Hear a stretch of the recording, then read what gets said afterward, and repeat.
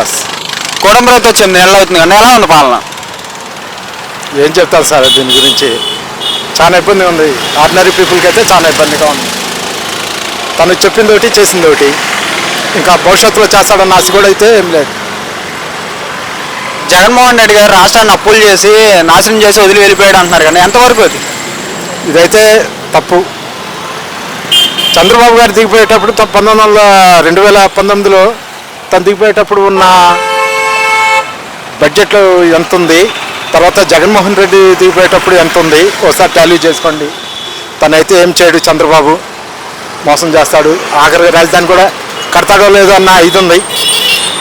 Okay, ఇప్పుడు ఆరోగ్యశ్రీ పథకం ఉంది కన్నా అది 25 లక్షలు జగన్మోహన్ రెడ్డి గారు చేశారు. ఇప్పుడు అది ప్రైవేట్ పరం చేశారని చెప్పి అంటున్నారు, ఎంతవరకు అది?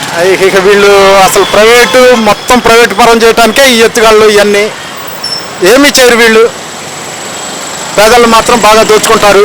ఎడ్యుకేషన్ పరంగా ఏం లేదు. ఇప్పటికే చాలా నాశనం చేసేసారు ఎడ్యుకేషన్. కానీ నారా లోకేష్ గారు విద్యాశాఖ మంత్రిగా ఉండి విద్యాశాఖని ఎంత ఉన్నత శిఖరాలకు తీసుకెళ్ళామంటున్నారు సార్ ఇది జనాలు చూస్తున్నారు సార్, పిచ్చోళ్ళు కాదు జనాలు. Okay, thank you.